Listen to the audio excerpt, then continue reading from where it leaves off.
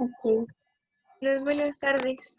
Voy a hablar el tema de panipituitarismo. El equipo está formado por Aileen Sabina, Ana Lisbeth y su servidora Jennifer. Bueno, vamos a comenzar con un poco de introducción. Si me puedes pasar la siguiente. Gracias. Más que nada para recordar un poquito sobre la anatomía de lo que va a ser la hipófisis o también denominada glándula pituitaria. Recordando un poquito que esta es una glándula endocrina, mide 1 centímetro de diámetro y su peso es alrededor de 0,5 a 1 gramo, realmente es una glándula pequeña. Es importante recordar que se ubica en la silla turca del hueso esfenoides, principalmente es inferior al hipotálamo. Ahí en la imagen pues les muestro un poquito sobre su ubicación y algunas de las estructuras que lo componen. Destacando que hay que recordar que la hipófisis se divide funcionalmente en dos, en el lóbulo anterior y en el lóbulo posterior. El lóbulo anterior también denominado adenohipófisis y el lóbulo posterior denominado neurohipófisis. Como podemos ver en la imagen de su lado izquierdo de la pantalla, lo que va a ser la adenohipófisis y la neurohipófisis van a tener diferentes divisiones que también es importante recordar. De igual forma, cada una de ellas va a secretar diferentes hormonas, destacando o adelantándome un poquito que la neurohipófisis principalmente va a, digamos que almacenar hormonas secretadas por el hipotálamo y va a secretar dos principales hormonas que van a ser la oxitocina y la hormona antidiurética. ¿Sí me puedes pasar la siguiente, por favor, Ian?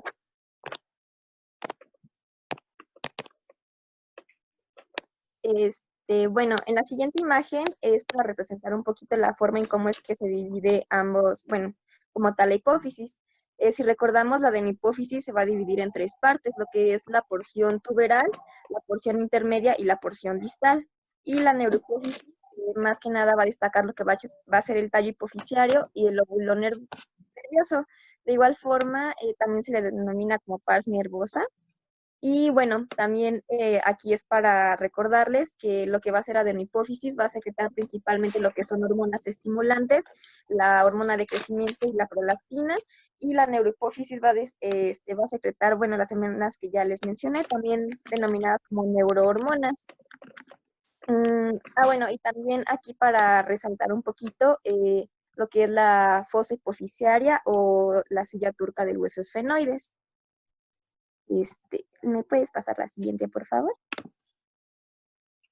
Bueno, en el siguiente esquema es para recordar un poquito de la embriología y recordar por qué es que se diferencian en estas dos, o por qué es que se divide funcionalmente de estas dos formas.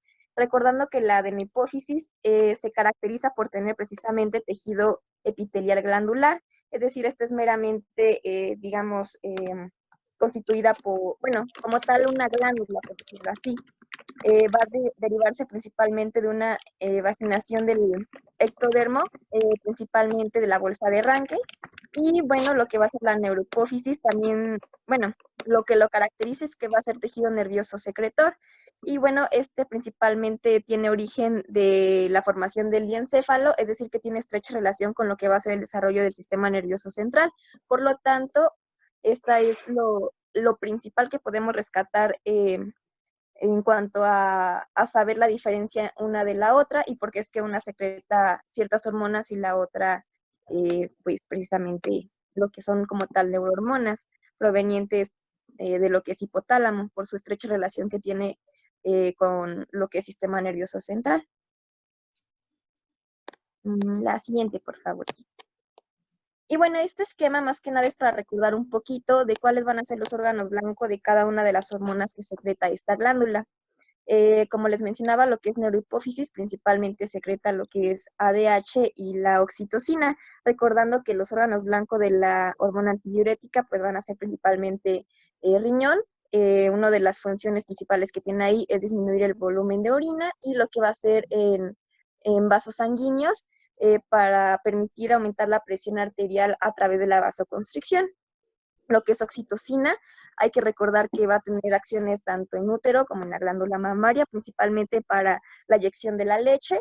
Y bueno, ya pasándonos con lo que son las hormonas secretadas por la adenohipófisis, principalmente les mencionaba que son hormonas estimulantes, destacando principalmente lo que son gonadotropinas, la tirotropina, que recordemos que esta más que nada es para estimular la secreción de lo que van a ser, bueno, la secreción y la producción de las hormonas tiroideas, la somatotropina, hormona de crecimiento, destacando que pues va a ser el estímulo para favorecer el crecimiento tanto del tejido óseo como de la producción del anabolismo proteico. Lo que van a hacer las gonadotropinas que les mencionaba, la FSH y la LH, recordando que su principal órgano de acción pues van a ser precisamente las gónadas, teniendo diferentes efectos en ellas. Por otro lado, también tenemos lo que es la prolactina. Aquí, a diferencia de lo que es la oxitocina, la función que va a tener en glándula mamaria va a ser la estimulación de la producción de la leche, a diferencia de la oxitocina que mencionábamos que era para la eyección. De igual forma, destacar la hormona adenocorticotropina, que va precisamente a actuar en lo que va a ser la corteza suprarrenal para estimular la producción de las hormonas, precisamente de la corteza. Y finalmente tenemos a lo que va a ser la melanotropina, que pues más que nada va a ser estimulante de la melanina en los melanocitos. Y bueno, ese esquema pues más que nada es para recordar precisamente eso y un poquito también de, pues nuevamente de la anatomía que tenemos en esta glándula. Y ya, la siguiente, por favor. Bueno, ahora sí entrando como tal con lo que va a ser el tema, primero que nada vamos a tener lo que es el concepto, pero hay que diferenciar dos conceptos que pueden llegar a ser un poco confusos, ya que si revisamos en la literatura los llegan a tomar incluso hasta como sinónimos. Bueno, primero que nada, lo que va a ser el hipopituitarismo se caracteriza por ser una deficiencia en la secreción de una o múltiples hormonas, pero van a ser principalmente hormonas de lo que va a ser la adenohipófisis o, sí, principalmente de la adenohipófisis. Eso es lo que mencionan, a diferencia de lo que va a ser el panhipopituitarismo, que aquí como tal la deficiencia va a ser completa en la secreción de las hormonas precisamente de esta glándula. Aquí ya va a haber afección en ambos lóbulos, no nada más en uno. Eso es lo principal que lo va a diferenciar. Sin embargo, les menciono que van a encontrar en algunos libros que incluso, bueno, como tal lo que va a ser el panhipopituitarismo lo manejan solamente como hipopituitarismo, pero pues aquí ya vemos un poquito más la diferencia. En uno solamente se afecta una hormona o múltiples y en la otra es totalmente, se va a afectar totalmente la secreción de ellas. La siguiente, por favor.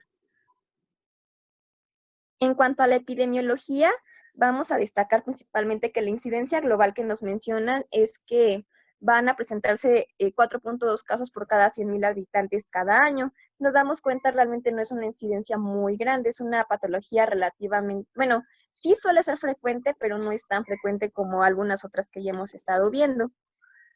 La prevalencia que nos mencionan lo redondean a 46 casos por cada 100.000 habitantes, igual cada año. Y bueno, algo importante destacar es que se menciona que la mortalidad aumenta incluso hasta 2 veces más en aquellas personas que presentan enfermedades cardiovasculares o enfermedades cerebrovasculares. Eso es lo que mencionan. Y una de las causas más comunes como tal del hipopituitarismo va a ser el adenoma hipoficiario y más adelante vamos a ver que la etiología también va a variar un poquito de acuerdo a la clasificación que vamos a encontrar. Y algo importante de destacar aquí es que en los niños la principal hormona que se va a ver afectada va a ser la hormona del crecimiento. Nos mencionan que la incidencia va desde 1 por cada 4.000 hasta 1 por cada 100.000 nacimientos vivos. La siguiente, por favor. Y bueno, aquí más que nada les quiero representar un poquito de cómo va a ser la secuencia en la que se vean afectando como tal este déficit de hormonas. Lo que nos destacan principalmente es que la hormona más común que llega a tener alteraciones va a ser la hormona del crecimiento. Sin embargo, pues sabemos que para desarrollar como tal el panhipopituitarismo, pues se tienen que ver afectadas todas. Por lo tanto, las siguientes hormonas que se llegan a ver más afectadas o a tener como tal un déficit en los pacientes va a ser las hormonas las hormonas estimulantes como tal, destacando la FSH, la LH y la TSH, y posteriormente lo que va a ser la ACTH. Aquí lo importante de rescatar es que hay que tener cuidado cuando empezamos a ver que hay ciertas alteraciones en el crecimiento en los pacientes, porque aquí podemos empezar a deducir que hay como tal una afección en lo que va a ser la hormona de crecimiento, y de ahí hay que darles un control o un seguimiento para ver qué otras alteraciones van presentando, que más adelante vamos a ir viendo. De igual forma, nos manejan algunos factores de riesgo que igual están relacionados con la etiología que puede tener esta enfermedad.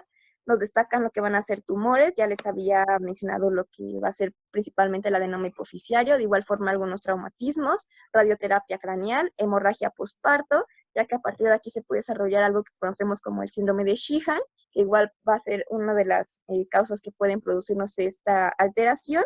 Igual nos mencionan algunos cánceres que ya tienen metástasis como tal, e incluso las cirugías hipoficiarias también puede ser factor de riesgo para desarrollar panhipopituitarismo.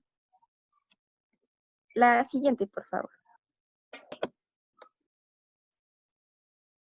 Bueno, les mencionaba que para fines prácticos va a haber una clasificación en cuanto a lo que va a ser el panhipopituitarismo.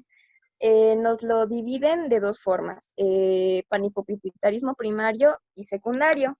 El primario más que nada se caracteriza porque va a haber la ausencia o destrucción de las células hipoficiarias, a diferencia del secundario, que aquí más que nada van a ser alteraciones como tal hipotalámicas o del tallo hipoficiario.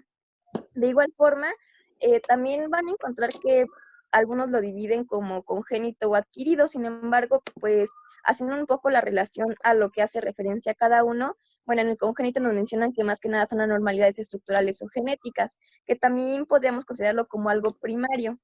Y bueno, en cuanto al adquirido, nos mencionan más que nada que son secundarias a otras alteraciones, como las que ya les mencionaba dentro de los factores de riesgo, algunas traumatismos, de igual forma tumores, o como tal podríamos considerarlo como alteraciones que afecten estructuralmente a lo que va a ser esta glándula.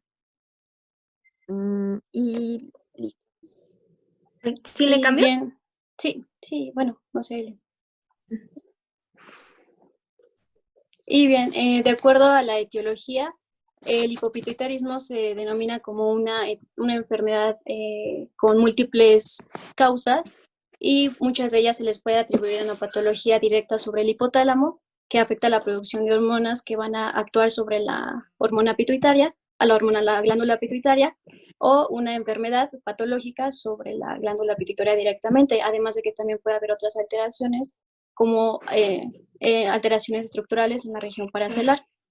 Y bueno, en un artículo consulté que al menos el 75% de la glándula tiene que estar afectada para que se para que se produzca el hipopituitarismo. Y en cuanto a la etiología, encontré una mnemotecnia que viene en Greenspan, que es la de las 9 Is o 9I.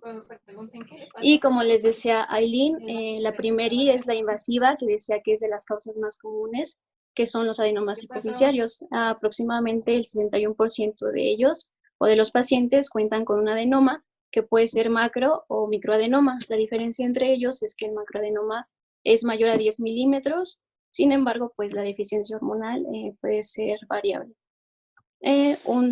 Otro tumor común pero en niños es el craniofaringioma, que encontré que también se encuentra en la región hipotálamo hipoficiaria. Además de estas invasiones por macro o microadenomas, también puede haber metástasis secundarias a cáncer como cáncer de mama, cáncer de colon o cáncer de próstata, pero esto se suele encontrar con menor frecuencia.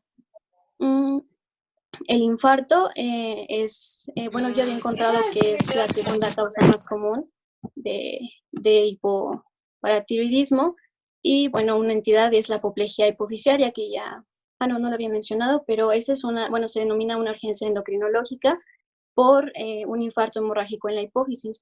Y este es un síndrome que se caracteriza por presencia o desarrollo súbito de cefalea intensa, que está dado por acúmulo de sangre en el espacio subaracnoideo, además de alteraciones visuales y anomalías campimétricas, por lo mismo, por presencia de sangre o compresiones hacia el quiasma óptico, hacia los pares craneales 2, 4 y 6.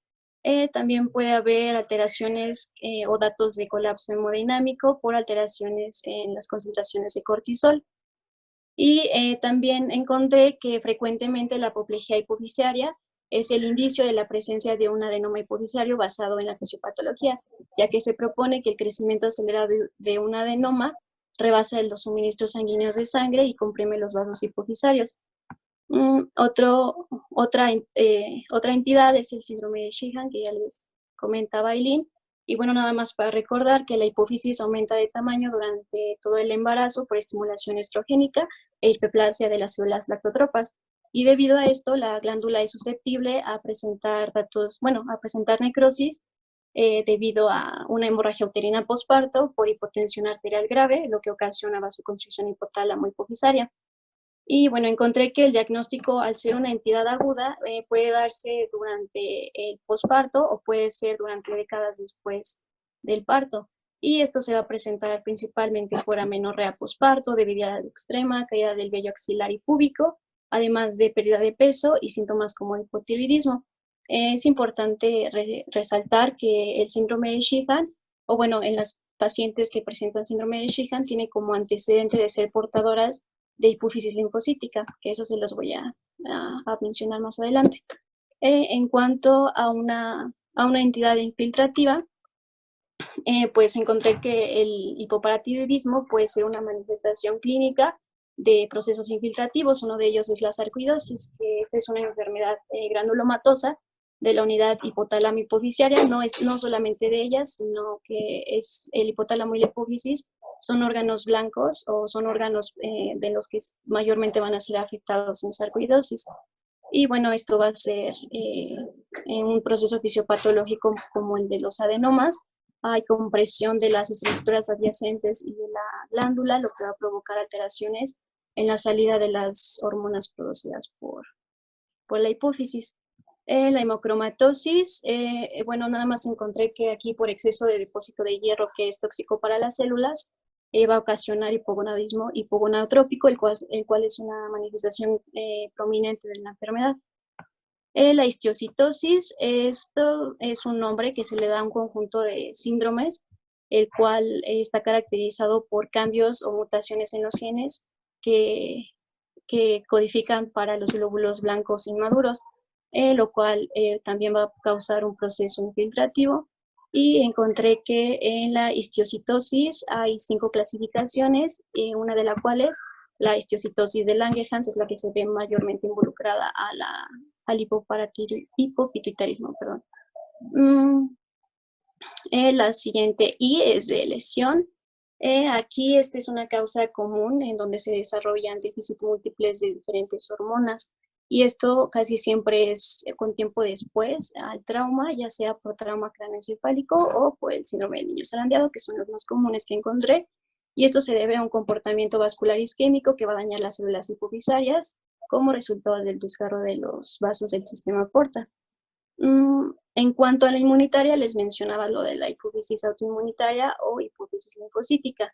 Esta es muy común que aparezca durante el último trimestre de semanas, en el último trimestre del embarazo o incluso posparto. Y este es un trastorno autoinmune primario de la hipófisis, en donde se encuentran 3 tipos. Un tipo es en el cual se ataca únicamente a la hipófisis, otro es donde se ataca a neurohipófisis y finalmente donde se ataca a ambas, también llamado panhipofisitis. Esta es una infiltración linfocítica, tanto de linfocitos B, T, CD4 y TCD8, a consecuencia de la acción de anticuerpos dirigidos contra diferentes antígenos. El más común es contra antígenos de la hormona de crecimiento, y encontré que en esta enfermedad pueden haber síntomas muy parecidos a los de un proceso de infiltración por adenomas hipofisarios. Y ellos son cefalea, alteraciones campimétricas, alteraciones visuales por el proceso inflamatorio, además de que en esta entidad el sistema corticotropo es el más afectado, hasta en el 56% de los casos. ¿Le puedes cambiar, por favor? En cuanto a una causa iatrogénica, Esto puede ser por cirugía hipofisaria, ya sea directo hacia la glándula o a órganos que se encuentran adyacentes a ella. Esto va a depender del tipo del tejido resecado, de cuánto tejido se quitó y del grado de destrucción hacia el tejido adyacente. Encontré que la tasa de recuperación de los diferentes ejes de la glándula puede ser afectado. Bueno, la tasa de recuperación es desde el 15 hasta el 80%, por lo cual es obligatorio determinar en cada paciente el grado de hipofunción que se generó posterior a la cirugía. Y otro es la radioterapia. La radioterapia puede causar deficiencia tanto de una como de varias hormonas, y esto va a ser en virtud del daño que se ocasione debido a ella. También encontré que a los 5 años la deficiencia de hormona de crecimiento y de la gonadotropina está más del 90%, por lo cual también se tiene que hacer también se tiene que determinar el grado de hipofunción. Después, la infecciosa, bueno, aquí encontré, y no solo mencionaba en el libro, que se ha visto ciertos agentes patógenos como Mycobacterium tuberculosis y Treponema pallidum, además otras micosis, que pueden causar procesos inflamatorios directos a la glándula, lo cual va a provocar su deterioro y obviamente una hipofunción. En cuanto, bueno, la siguiente es la idiopática, y por último se encuentra la aislada, y esta se refiere más a hipopituitarismo congénito. Nada más recordemos que aproximadamente al final de las 12 semanas de gestación se da la citodiferenciación entre...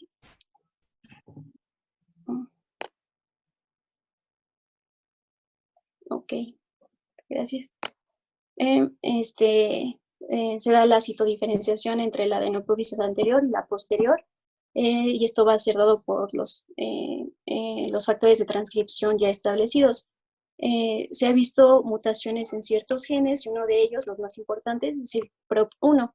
Este gen se ha visto que provoca síndrome de deficiencia combinada de diferentes hormonas, con déficit de hormona de crecimiento, de LH, FSH y de TSH, además de que también puede haber hipoplasia o ectopia de la misma glándula. Y también existen otros síndromes asociados a hipopituitarismo. Uno de ellos muy común es el síndrome de Prader-Willi, que si recordamos, este es un síndrome con alteraciones en el cromosoma 15, que está caracterizado por obesidad mórbida hipotalámica y talla baja debido a una deficiencia de hormona de crecimiento. Otro es el síndrome de Kallmann. Este es un trastorno en la secreción de la GnRH, y su principal característica es el hipogonadismo hipogonadotrópico congénito, obviamente, y ese también está relacionado con genes que codifican para la migración neuronal, lo cual se debe de sospechar en cualquier niño que presente anosmia o hiposmia, además del labio paladar hendido. Y bueno, otras alteraciones que vamos a ver en el cuadro clínico, con lo que nos pueda orientar a a una alteración en la función de la glándula. Y en este cuadro, bueno, lo saqué de un artículo y solamente enlista las causas más comunes, que son las que ya les mencioné.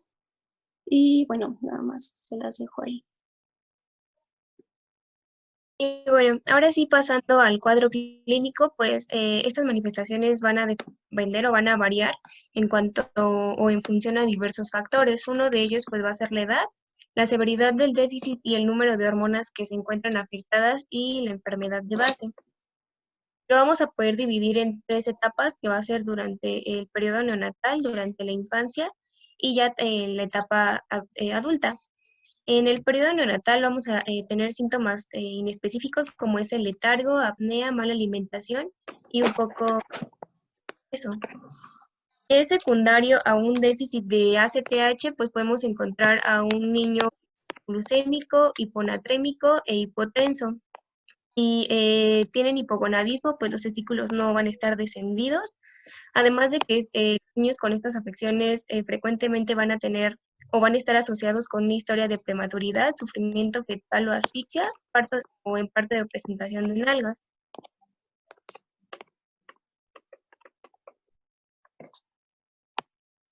También me faltó mencionarles que estos niños también pueden estar asociados a otras afectaciones de la línea media, como va a ser paladar hendido, que solamente tengan un incisivo central e hipoplasia del nervio óptico con discapacidad visual. Estas alteraciones pueden estar asociadas con diabetes insípida. En el periodo, pues sí, de la infancia vamos a tener manifestaciones igual dependiendo del déficit de hormona que haya. En el caso de una deficiencia de la hormona del crecimiento, pues vamos a ver que va a haber una velocidad reducida, así como un retraso en la edad ósea, y a menudo van a estar en asociación con antecedentes de hipoglucemia neonatal, ictericia y micropene. Algunas características fenotípicas de esta deficiencia van a incluir la protuberancia frontal, la hipoplasia facial media, fases inmaduras, adiposidad troncal, hipogenitalismo masculino y una voz aguda. Tenemos deficiencia congénica de TSH no diagnosticada durante el periodo neonatal. Podemos encontrar periperias frías, estreñimiento, fases gruesas, bradicardia, pérdida de cabello y retraso profundo de los reflejos tendinosos. Así como una deficiencia de la ACTH nos va a provocar infecciones frecuentes, hipoglucemia, fatiga y una crisis de Addison. Y en la deficiencia de GNRH, pues puede estar asociado con la anosmia.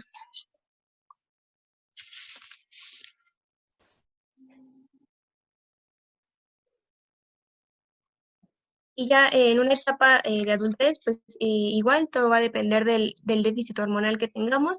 En el caso de que haya un déficit de la hormona del crecimiento, pues vamos a encontrar disminución de la capacidad de ejercicio, disminución de la masa magra, disminución de la sensación de bienestar y aumento de riesgo cardiovascular. Esto porque menciona que va a estar asociado al síndrome metabólico, que va a estar pues caracterizado por una obesidad central, hipertrigliceridemia y fatiga.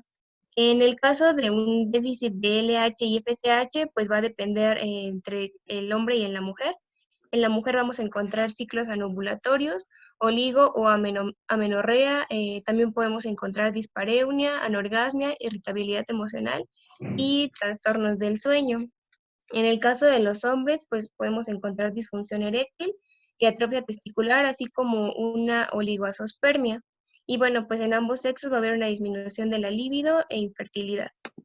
En un déficit de TSH, pues vamos a tener manifestaciones como en el hipotiroidismo primario, entre los cuales podemos encontrar síntomas como pues piel seca, intolerancia al frío, un aumento de peso, fatiga, mialgias, uñas quebradizas, e igualmente cabello quebradizo, hipermenorrea.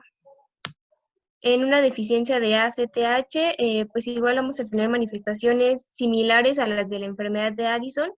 Sin embargo, aquí mencionaba que va a haber ausencia de la hiperpigmentación y de la hiperpotasemia y va a haber menor tendencia a la inestabilidad hemodinámica, pero podemos encontrar síntomas como debilidad, náuseas, vómito, fiebre, hipotensión postural, hiponatremia, hipoglucemia, una mayor apetencia por la sal e incluso síncope.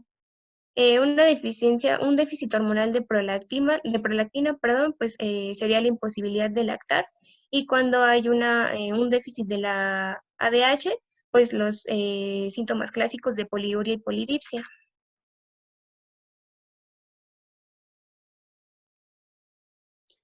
Bien, en cuanto al diagnóstico, encontré que se hace en dos fases, se realiza, bueno, la primera es una medición sérica de todas las hormonas y debido a que hay variaciones en los niveles de hormonas de acuerdo a la hora del día o a la estación o a la secreción pulsátil de cada una, los niveles basales no se suelen utilizar y en ese caso se utilizan pruebas de función dinámica en caso de la hormona de crecimiento y en el cortisol. Y bueno, estas pruebas de función dinámica se basan en administrar al paciente un estimulante que pueda, que estimule, vaya la redundancia, la secreción hormonal y así nosotros poder medir un previo y un posterior a la administración de este. Y bueno, el que se utiliza es el de la insulina y posteriormente a las mediciones séricas de las hormonas se realiza estudios imagenológicos. Entonces, empezando con los estudios de laboratorio, lo que se mide es la prolactina, la FSH, LH, TSH y tirodoxina libre, también adrenocorticotropina cortisol y directamente se va a medir la hormona de crecimiento con el factor de crecimiento similar a la insulina. La hormona de crecimiento no se mide, ya que, como sabemos, esta se produce por ráfagas durante todo el día y se utiliza con rapidez, entonces es imposible tener un valor ya establecido de este, por lo cual se mide el factor de crecimiento. Entonces, ¿le puedes pasar a la siguiente, por favor? Entonces, bueno, encontré que cuando hay una alteración, o bueno, cuando se sospecha alteración en cualquier hormona, es frecuentemente que también hay alteraciones en cualquier otra, por lo cual se hacen las mediciones de todos los ejes para así no obviar o no pasar desapercibido cualquier otra alteración en otro eje.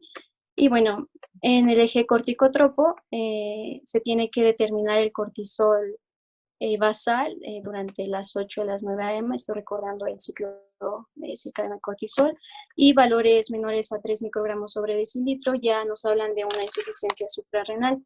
También encontré que valores entre 3 y 18 microgramos se tiene que realizar la prueba de estímulo con insulina, y esta consta de tener un ayuno nocturno y posteriormente medir las concentraciones tanto de cortisol como de hormona de crecimiento y de glucosa. Después de esto se tiene que administrar una dosis de insulina, ya sea dosis de 0.1 o 0.05 unidades kilogramo intravenoso, y posteriormente se vuelven a medir las concentraciones de estas hormonas. Encontré que una respuesta normal hormonal de estas es unos niveles de cortisol entre 20 microgramos sobre decilitro y de hormona de crecimiento de entre 5 a 10 microgramos por mililitro.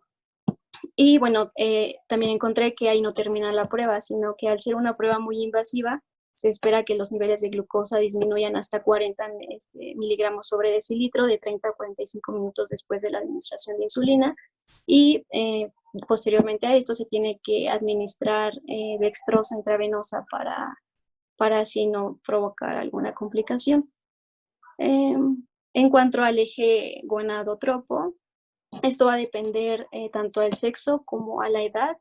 En cuanto a una mujer en edad fértil, encontré que paciente con oligomenorrea, con estradiol bajo, con FSH y LH bajo, pues ya es diagnóstico de hipogonadismo hipogonadotrópico. Y en una mujer posmenopáusica con valores, bueno, con ausencia de aumento de FSH y LH y valores de estrona bajo, también es diagnóstico de hipogonadismo. Y en hombres con que haya testosterona, LH y FH bajo, también es diagnóstico. ¿Me puedes pasar a la siguiente, por favor?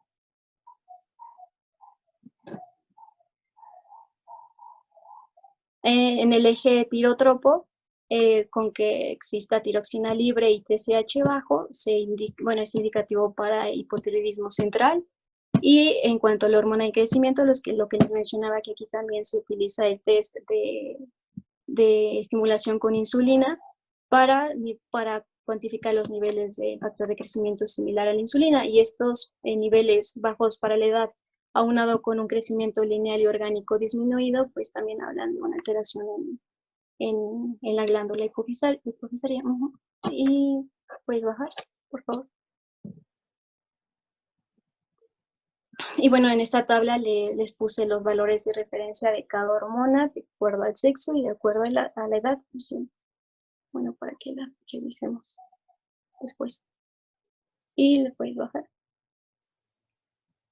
Y bueno, posteriormente, ya una vez que se confirmó el hipopituitarismo por las concentraciones de las hormonas, se tiene que evaluar la causa. Y para esto son muy útiles la resonancia magnética y la TAC. En cuanto a la resonancia, pues encontré que esta es útil para diferenciar o para diagnosticar casos de adenomas, ya sean micro o macroadenomas, además de hipófisis linfocítica. En esa imagen, en la imagen del lado izquierdo, se ve un adenoma que ocupa lugar tanto intra como supracelular, y del lado derecho podemos ver que invade también senos cavernosos. Esto es lo que ocasiona la sintomatología a nivel visual, además de que también del lado izquierdo podemos ver que, bueno, decía la imagen que se observa la elevación del quiasma óptico y, y que invade también el seno esfenoidal. Y en cuanto al ATAC, esta es adecuada para identificar calcificaciones asociadas a los craneofaringiomas, que son los tumores comunes en niños, y alteraciones óseas dadas por histiocitosis. Y bueno, yo puse esta imagen porque, bueno, es una apoplejía hipofisaria, por ser una de las causas más comunes. En el centro se puede ver la lesión, la hemorragia, y esta se le llama como focos hiperintensos, y estos focos están dados por las presencias altas de hemosiderina. Y bueno, también encontré que la apoplejía hipofisaria se tiene que hacer un diagnóstico diferencial con un tumor necrótico y con lesiones vasculares. Ya. Y bueno, pasando al tratamiento, pues vamos a tener como objetivo pues un reemplazo hormonal con el fin de tratar de mantener concentraciones normales de las hormonas, además de que, como les mencionaba Liz, pues cada hormona va a tener un ciclo circadiano, por lo cual pues es importante semejar el ritmo de estas hormonas. Y bueno, pues aquí les muestro una tabla en el cual pues el tratamiento igual va a depender obviamente del déficit hormonal que tengamos. Entonces, si hay un déficit hormonal de la ACTH, pues podemos dar hidrocortisona o prednisona. Sin embargo, el de elección es la hidrocortisona. Este pues se puede dividir ya sea en 2 o 3 dosis, como ven en la tabla, dependiendo, bueno, más bien debido al ciclo circadiano de esta hormona, pues se debe dar una mayor dosis por la mañana y una menor dosis durante la tarde.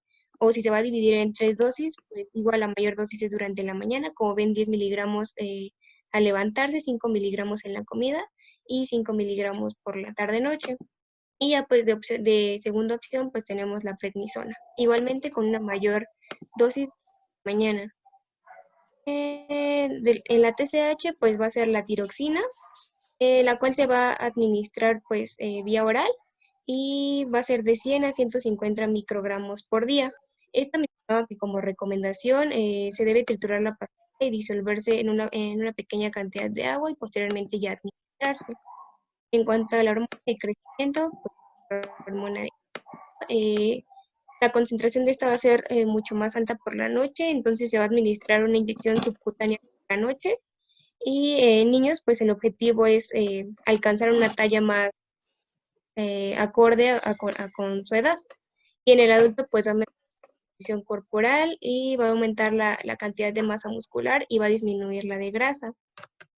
En cuanto a las gonadotrofinas, pues podemos administrar estrógenos o testosterona, esto pues para inducir el desarrollo sexual secundario a una edad apropiada, imitando pues la pubertad lo más, pues sí, lo más posible normal, lo más, bueno, ustedes entendieron, o sea, lo más normal posible, perdón, y pues también va a depender si se busca la fertilización a futuro.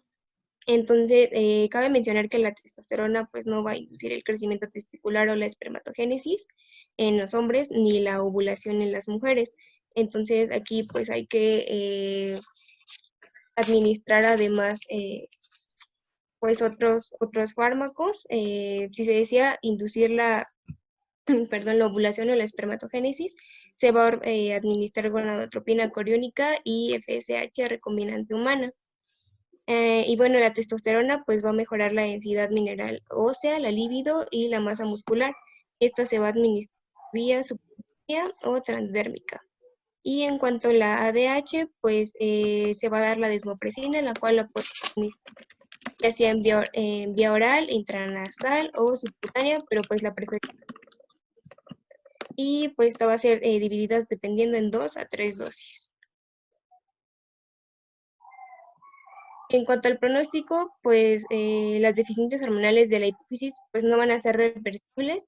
Sin embargo, si no hay una afectación de todas las hormonas y hay un tratamiento oportuno para el déficit de estas, pues se menciona que sí puede ser compatible pues para llevar una vida normal. Y pues ya eso es todo. Muy bien. ¿Tienen preguntas? ¿Alguna pregunta ¿Se valen aportaciones? o aportación? Ah, sí, yo tengo unas aportaciones. A ver. La primera es que en un contexto de hipopituitarismo, la deficiencia de ADH se puede ver enmascarada por los síntomas que va a causar la deficiencia de ACTH. Porque tiene los efectos A ver, contrarios. otra vez. La deficiencia de la primera hormona, ¿cuál? Antidiurética. Ok. La deficiencia de hormona antidiurética se puede ver enmascarada por La deficiencia de ACTH. de adrenocorticotrópica. Así es. Ok. Bueno, a ver, ¿que alguien quiere opinar?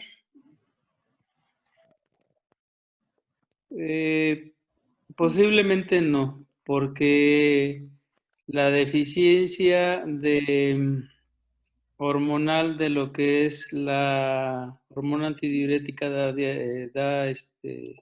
diabetes insípida. Es decir, lo que hace la hormona antidiurética es una hormona responsable de la regulación del sodio y del volumen intravascular. Es decir, es muy, responde muy rápido en situaciones de hipovolemia o de hipoperfusión renal. Cuando no responde, cuando no hay respuesta del hipotálamo, hay una diuresis excesiva que se llama diabetes insípida, que tiene otras causas aparte de la hipotalámica o hipofisiaria. Hay también diabetes insípida renal. Entonces, la principal característica es una diuresis elevada y trastornos del sodio. En cambio, lo que es la afección de la adrenocorticotrópica tiende a dar más bien hipotensión arterial con, digamos, alteraciones de lo que es el potasio, el sodio también, pero el potasio. De ahí que Ok. se tenga que diferenciar de la enfermedad de Addison, que una de las diferencias que había dicho alguna de ustedes, no me acuerdo quién, que la enfermedad de Addison da pigmentación de lo que son las mucosas. Sí. Entonces, no es propiamente el mismo cuadro, sí está muy relacionado porque pues forma parte de la misma glándula, ¿no? ¿Alguna otra cosa?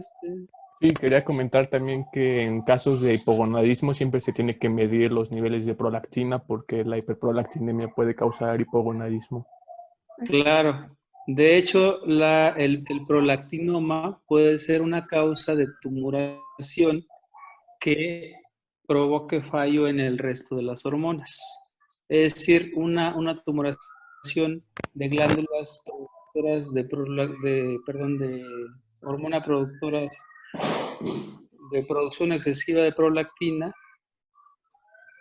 se detecta fácilmente por elevaciones arriba de 50. Arriba de 50 y ese mismo tumor puede provocar una disminución de lo que es el resto de las hormonas, ya sea la tirotropina o la adrenocorticotrópica o la hormona del crecimiento. De hecho, bueno, doctor, si puedo agregar algo. Ajá, sí. Que, bueno, de hecho, como usted comenta, justamente el prolactinoma puede ser una de las primeras causas de la apoplejía hipofisiaria, pero se refiere como a un aumento agudo. Esto es en cuestión incluso de horas. Entonces, en el momento en el que crece hacia la zona supracelular, va a comprimir lo que son los vasos sanguíneos. Incluso puede, además del vaso sanguíneo, que va a concluir en un infarto y que por consecuencia va a dañar a todas las demás células, se estaría manifestando incluso también en el quiasma óptico y lastimando también o comprimiendo a los nervios, al par craneal 3 y 4. Entonces, bueno, de hecho, bueno, yo la bibliografía que encontré decía que para el prolactinoma era arriba de 30 nanogramos, pero bueno, que también se ha visto que incluso puede llegar a cifras realmente grandes, hasta de 26,000. Claro. Sí, cifras, digamos, altas, pero ligeramente altas, entre 20, 25, pudieran deberse a estimulación de lo que es la glándula mamaria o a medicamentos. Entonces, entre más alto es el corte, más es la posibilidad de que sea un prolactinoma. Por eso es que yo les manejaba 50.